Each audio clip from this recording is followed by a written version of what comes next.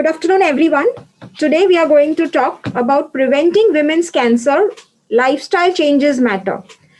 I, Dr. Meghal Sanghavi, Consultant Department of Oncosurgery, welcome you all today for this enlightening session, and I hope it is worthwhile.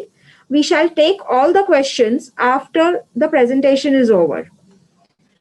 Hope you all are going to carry some take home messages from this presentation and hope it is worthwhile for you all. So it is very important to understand what is the importance of health and why is this session so important, especially for the women. So like we all know that every woman is backbone of the family. If the woman of the house is healthy and whole family is happy and healthy. So unfortunately, women tend to neglect themselves the most and very often just to ensure that they meet the needs and necessities of all family members. So, why is preventing cancer so important? Because breast and cervical cancer, which are the two most common cancers in the society or in the world, they are so easy to prevent. Only if we have a little awareness, only if we make a few lifestyle changes, we are able to prevent both these cancers. We are able to detect them early also because both of these cancers can be very easily screened and detected at an early stage. And by this awareness session, you will be able to save lives for yourself and all the other women in the society. So, how awareness helps in preventing cancer? Unlike other diseases, cancer, if not detected on time, is going to affect the lifespan of a woman. Hence, it is such a dreaded term that people say cancer means life is cancelled. But here today at Wockhardt, we want to bring this myth to an end and ensure that this session helps us to prevent and detect it early and save the women's lives. The incidence of cancer, like we all know, is increasing by leaps and bounds in the society all over the world. The most common cancer in women, like mentioned before, is breast cancer and cervical cancer, and I'm sure this is applicable to all countries unanimously. So, we need to also understand breast diseases. We need to understand that every woman will have some breast related complaint sometime in their lifespan. So, because incidence of breast cancer is on the rise, one must not panic and assume that every complaint in the breast is because of cancer. For this, we need an appropriate awareness, early detection techniques, lifestyle changes, so that we can reduce the number of cancer cases and avoid unnecessary panic as well. One must be aware that not all breast complaints or symptoms are because of cancer. So, what are the common complaints which every woman sometime in their life will come across? Simplest and the most often presenting complaint to my OPD as well is breast pain, which is called as mestalgia. A breast lump. We must remember almost 80% of these lumps are not cancerous, only 20% are cancers. Breast heaviness, nodularity. Most common, this is because of hormonal problems. This is because of premenstrual or during menstruation changes. A swelling in the armpit is more common because of fat accumulation or lipoma. Unequal size of breasts are not uncommon. Yes, but any inequality which is of recent onset is a cause of worry. Nipple discharge can be something from watery to yellowish fluid to pus to blood stained nipple discharge. So, only blood stain should be a cause of worry. Other nipple discharges are easily treatable with medical treatment. Any redness or skin over the breast. Now, that was the symptoms. Breast diseases will include, like I said, 80% will be benign breast lumps. Once the surgery for these lumps is done, they are not going to come back, not affect your lifestyle or lifespan, and the patient is cured once and for all. We at Wockhardt are able to give you cosmetic surgeries for the same. Breast cancer is one of the dreaded breast diseases, but like I said, Because if we are aware of the risk factors, if we are screening ourselves on time, then we are able to not only prevent but detect it early and offer a cure. Fibrocystic fibroadenosis, cyclical mastalgia, intraductal papillomas, duct ectasia, you name it, and we have facility to treat all the breast diseases in one stop breast clinic. What are the risk factors of breast cancer? This is something which you can follow by this awareness session in your own hometown without the need to travel to India. If you know these risk factors, you are aware that when is it really necessary to approach a doctor. So, all risk factors are not preventable, but even if you try to prevent the preventable ones or the ones which you can take care of or bring a change in your lifestyle, you will reduce the chances of getting breast cancer in yourself or other women in the household. So, since it is more common in women, the incidence of breast cancer increases with increasing age. Early menarche, late menopause. What I mean by early menarche, late menopause is that when you start getting menses or periods at the age of 8 9 years, and if those periods go on till the age of 50 years, this exposure is what causes breast cancer. This is becoming more and more common with the current lifestyle.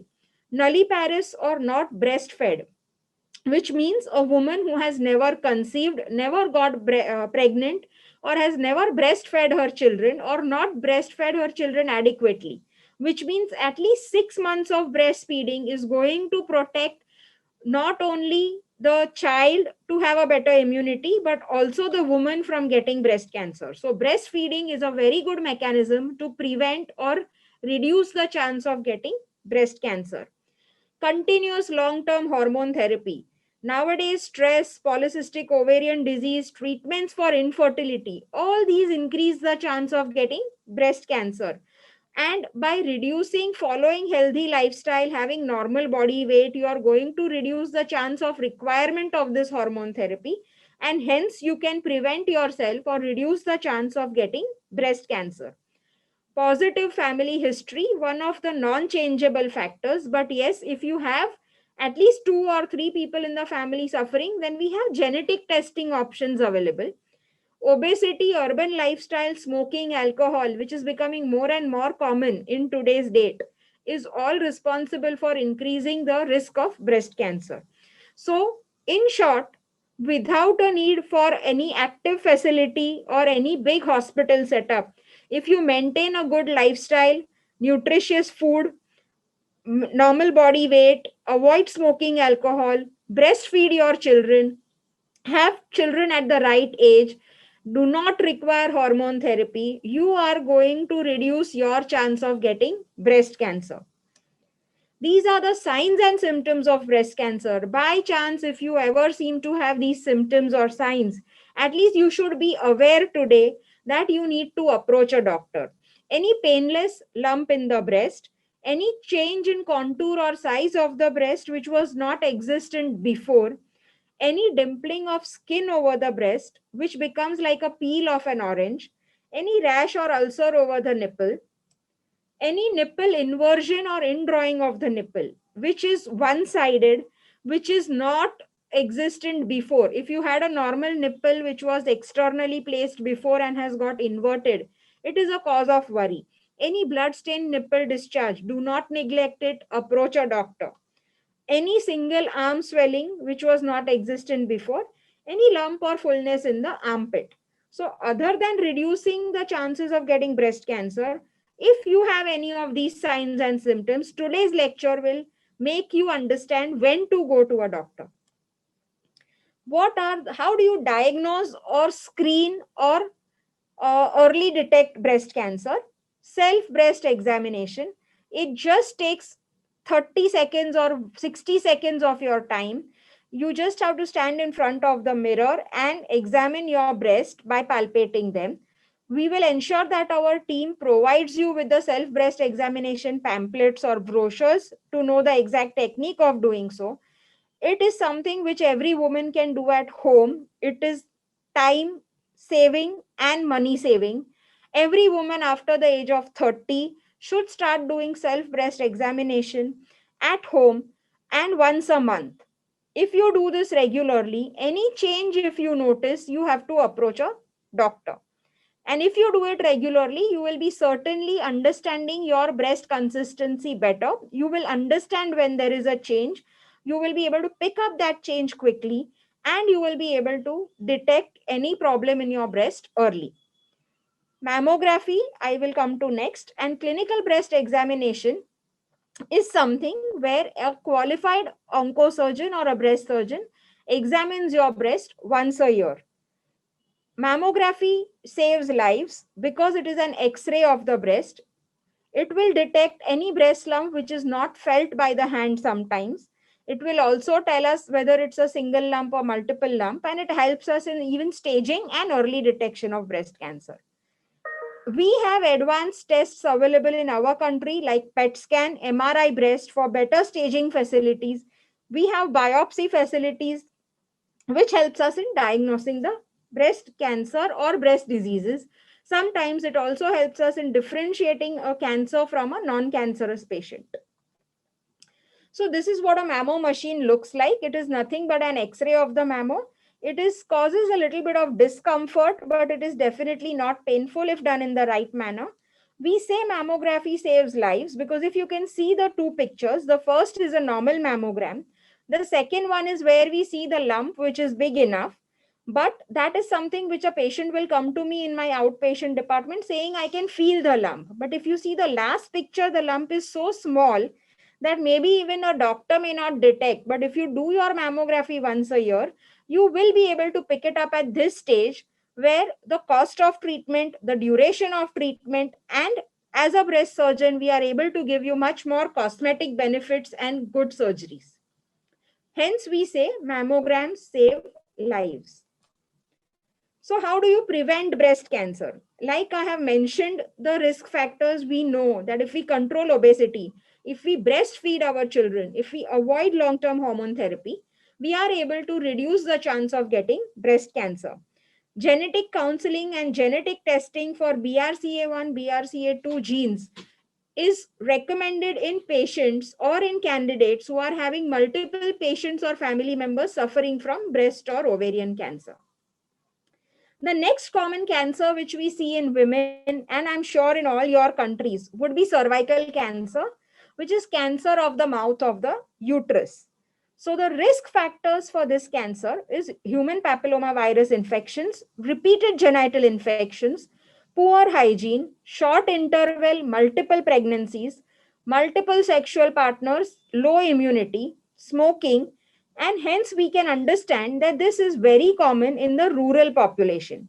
Like I have mentioned before, in breast cancer, if you see these risk factors, they are all caused due to poor hygiene, and majority of these things can be avoided by maintaining good sanitization techniques, avoiding repeated genital infections, ensuring good hygienic conditions, having good sanitization available, avoiding too many pregnancies at short intervals, avoiding multiple sexual partners, maintaining good diet, nutrition, and ensuring good immunity for yourself, avoiding smoking. So, 80-90% of these factors can be changed or altered by having a good lifestyle, and this will help you to reduce the chance of cervical cancer.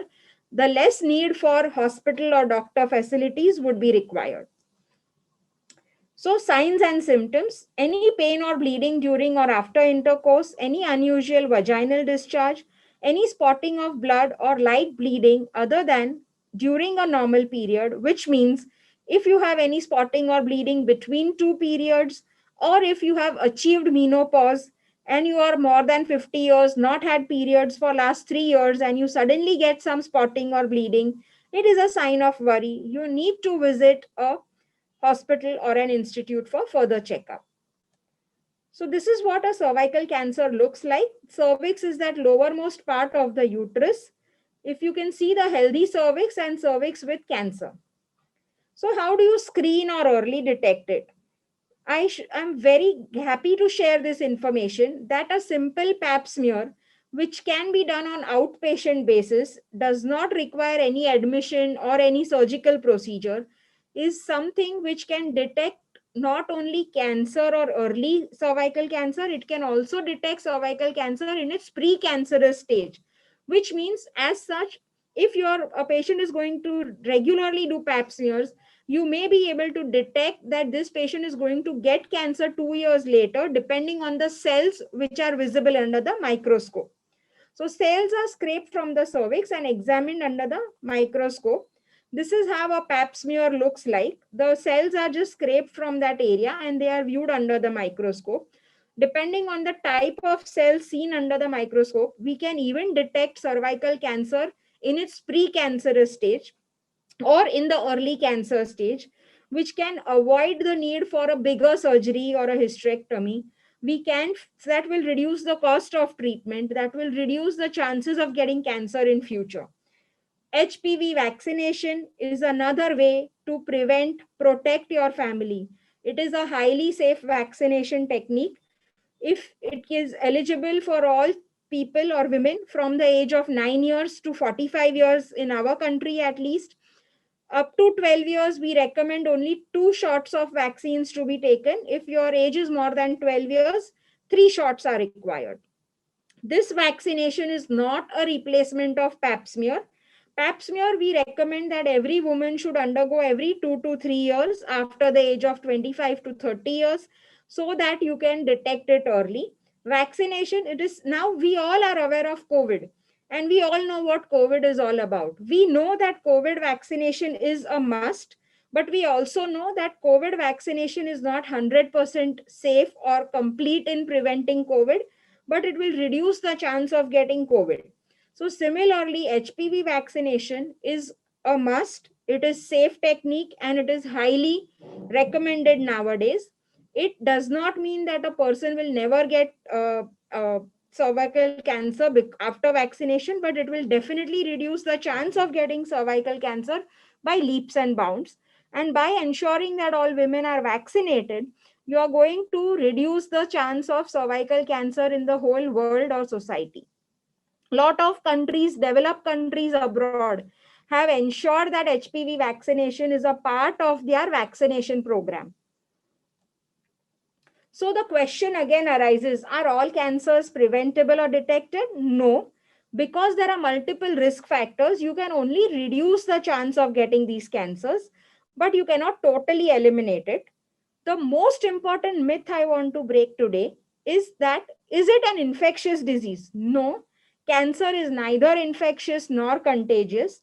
You can eat from the same plate, you can wash clothes in the same washing machine or in the same bucket, you can sleep next to that person without any chance of spreading cancer or getting cancer from the person suffering from it. What is the importance of preventing and screening? Like we know that almost every year we see 12 to 13 lakh people suffering from cancer. And in the next 5 years, this figure is going to increase to 15 lakhs, 16 lakhs. So we want to ensure that if we can prevent the preventable, we can alter our lifestyle, we can be aware, we can detect it early, we can save lives, we can reduce the chance of this spread. And how can we do it? We can do it by having more and more of such awareness sessions, asking your queries, ensuring that you understand the importance of screening. A lot of people say that if I screen myself and if it gets detected, I will, something that I was not symptomatic will become obvious.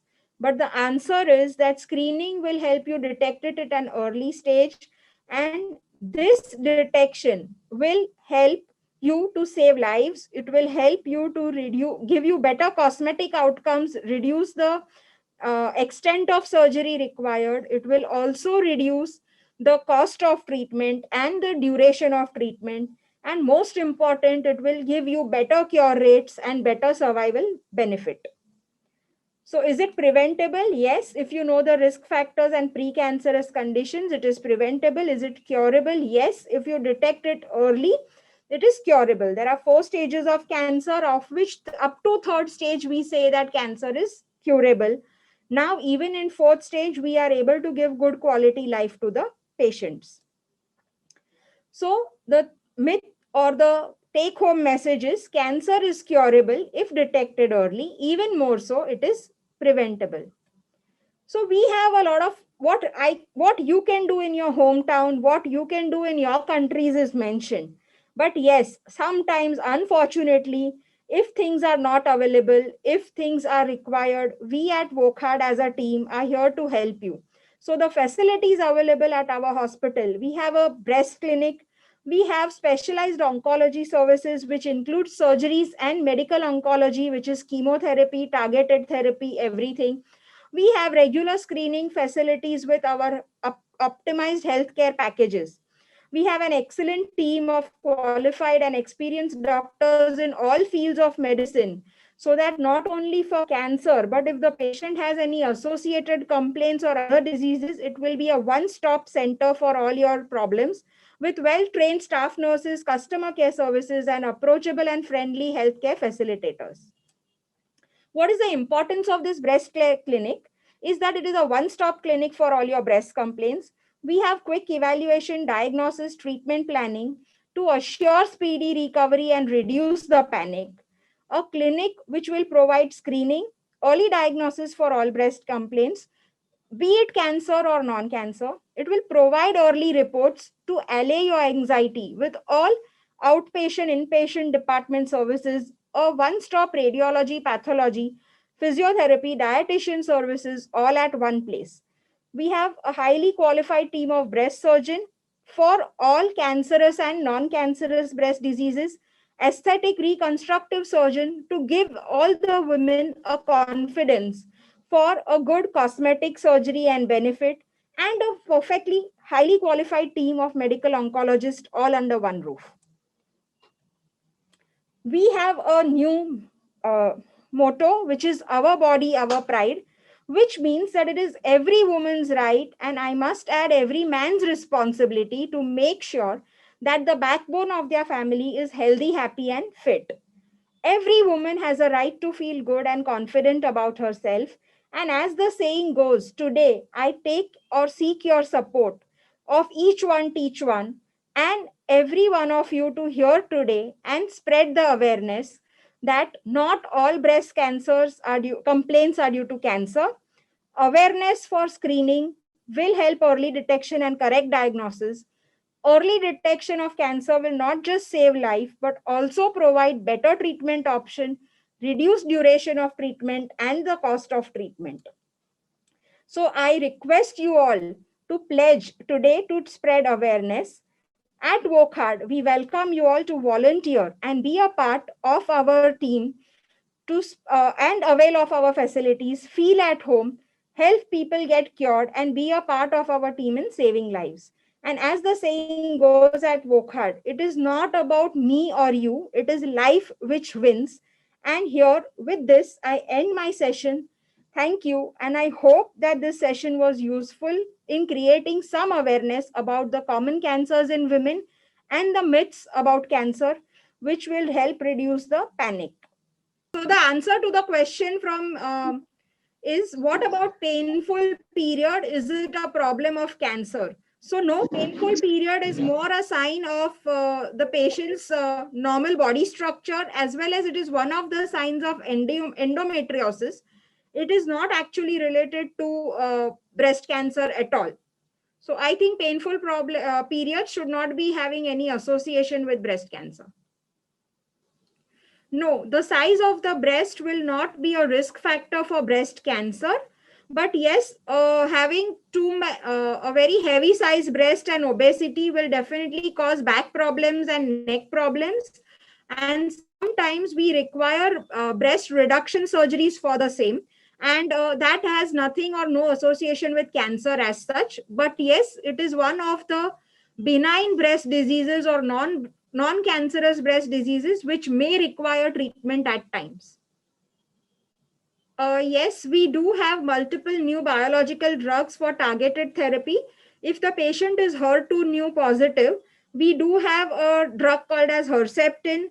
We have hormone receptors. We have palbociclib, ribociclib medicines available. We also have a targeted therapy called as pertuzumab available. Of course, even in our country, we have it with a a little bit of cost, but yes, we are having Indian versions of trastuzumab already available and has reduced the cost of breast cancer treatment tremendously and has helped us to improve the survival benefits. And we have all these facilities available with us over here. The closeness of a relative, of course, we decide saying that if there is a first degree relative, which means immediate mother, grandmother, or immediate sisters or siblings, will obviously be at a higher risk compared to the maternal aunt or paternal aunt. But yes, all that history needs to be closely recorded, and more the number of people within a single family, blood relatives, will increase the risk of getting breast cancer.